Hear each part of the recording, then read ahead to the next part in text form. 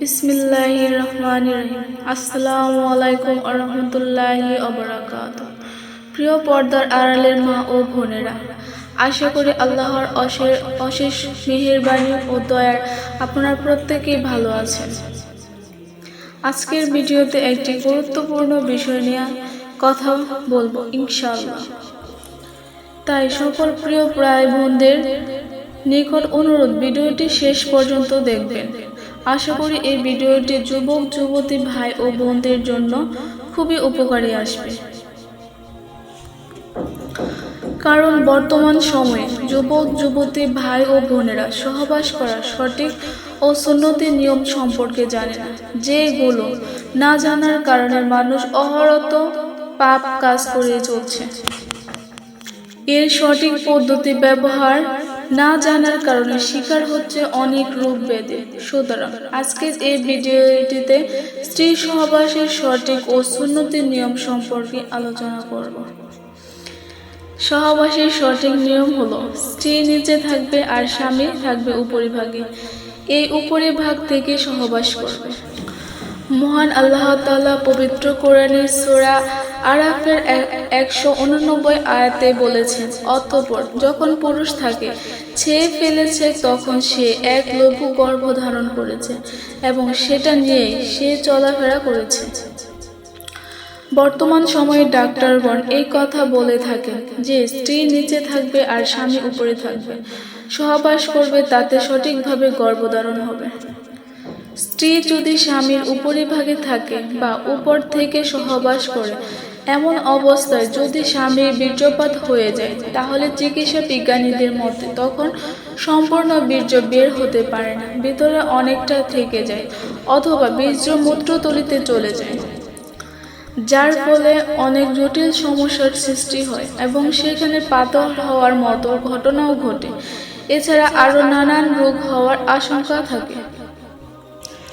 তাহলে চলুন এবার জেনে নেই সহবাসের সুন্নতি নিয়মগুলো কি কি। স্ত্রী সহবাসের সুন্নতি নিয়মের প্রথমটি হলো, স্ত্রী সহবাসের আগে ভালো করে দাঁত ব্রাশ করে নিতে হবে বা মেসওয়াক করে নিতে হবে।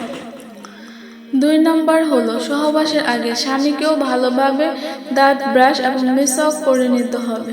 বর্তমানে অনেক যুবক সিগারেট বা কোনো বদ নেশার সঙ্গে যুক্ত, তাই এভাবে স্ত্রীর কাছে যাওয়া ঠিক না।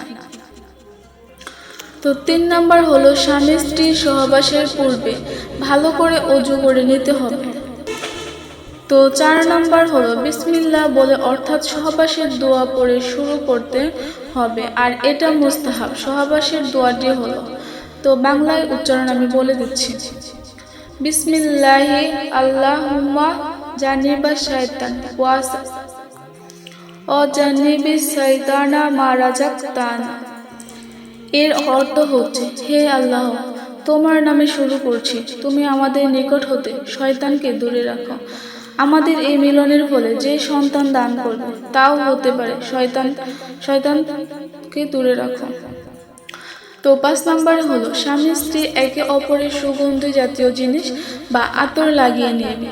তো 6 নম্বর হলো, সহবাসের সময় কিবলামুখী হয়ে সহবাস করবে না। তো 7 নম্বরে হলো, সহবাসের সময় একেবারে উলঙ্গ হবে না। যদি তৃপ্তি না আসে তবে উপরে কোনো চাদর বা কাপড় দিয়ে ঢেকে থাকবে।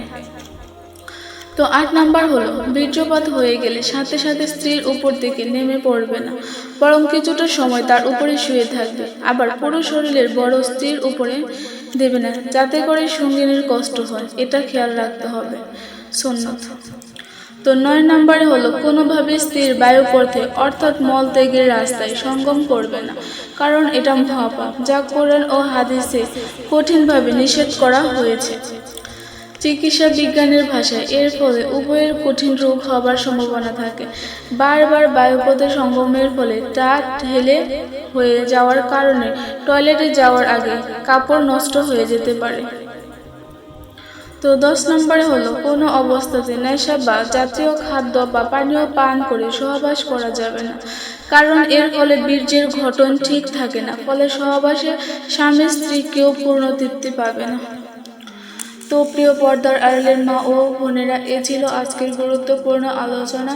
যদি আমার আলোচনাটি ভালো লেগে থাকে তাহলে অবশ্যই আমাকে কমেন্টস করে জানাবে।